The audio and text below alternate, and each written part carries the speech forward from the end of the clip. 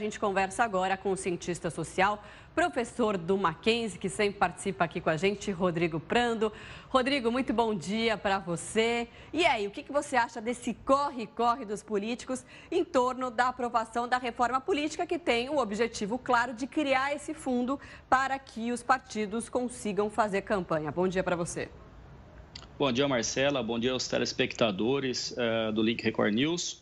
Bom, a reforma não é apenas essa que é a reforma política, né? O presidente Temer se posicionou neste final de semana, numa entrevista para o jornal, dizendo que gostaria de aprovar 3 reformas na política, a da Previdência e uma reforma tributária. No entanto, dado ao tempo que se tem, inclusive do mandato dele, que é exíguo, ele vai correr, obviamente, com a reforma dentro do possível política. Até porque, entre a reforma da Previdência, que é impopular para deputados e senadores, e a reforma política, que no fundo parece amenizar alguns desconfortos dos próprios deputados, dos próprios políticos, e bem menos um caráter republicano, como se esperaria, essa corrida tem até o prazo de outubro para conseguir consolidar para que possa, nas próximas eleições, estar valendo.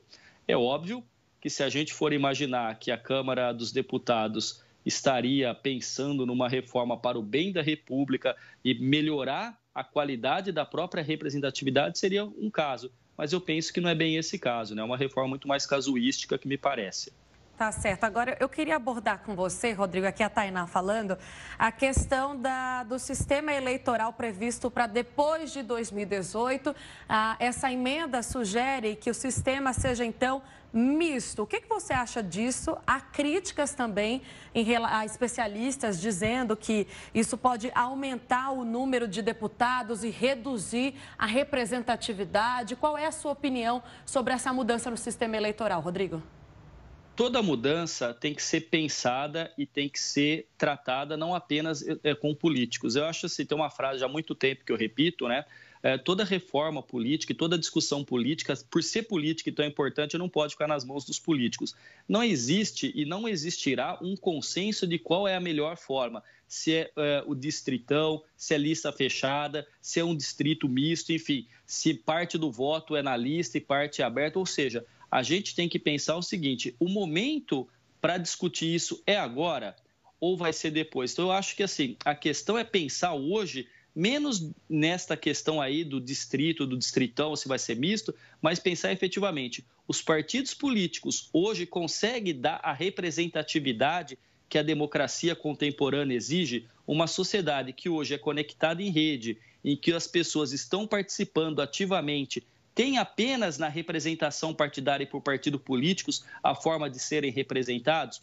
Me parece que, para além de uma dificuldade, eu não posso dizer que o modelo se esgotou, mas nós temos que pensar mais do que isso na qualidade da nossa democracia. Não se vai aumentar ou se vai diminuir o número de deputados, mas a qualidade desse representante. E me parece que, novamente, eu repito, essa reforma política, no limite, parece nos indicar que se salva alguns mandatos ou que se quer manter o foro privilegiado de alguns políticos que estão sob suspeita ou investigação. Então, no fundo, toda discussão de reforma política não está, neste momento, um clima propício para discuti-la.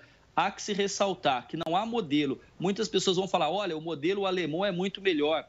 Há alguns que pensam, por exemplo, na ideia de uma democracia representativa como a dos Estados Unidos, mas que também tem a votação do colégio eleitoral, que um presidente pode ganhar no voto, mas pode perder no colégio.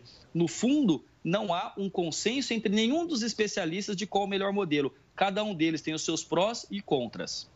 Tá certo, professor. Só mais uma questão a respeito da reforma política. Um dos pontos, né, são vários pontos, é a extinção da figura de vice-presidente, vice-governador e vice-prefeito. O que você acha da extinção dessas figuras?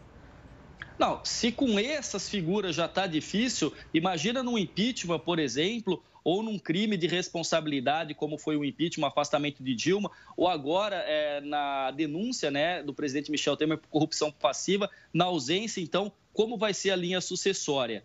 Veja, se a gente for pensar não no campo da administração pública, mas da administração lato sensu, sempre que você tem uma figura no executivo ocupando a principal cadeira, você tem que ter um sucessor.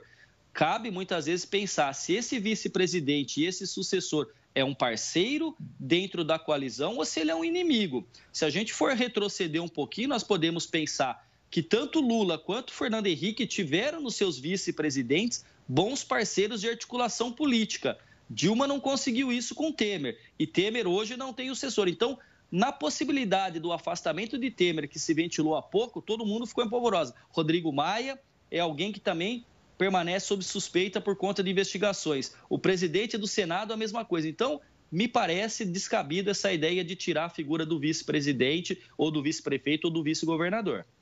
Tá certo. A gente conversou agora sobre a reforma política com o professor do Mackenzie, ele que é também cientista social, Rodrigo Prando, que sempre participa e traz grandes contribuições aqui para o Link Record News. Obrigada, professor. Até a próxima. Eu que agradeço. Até mais.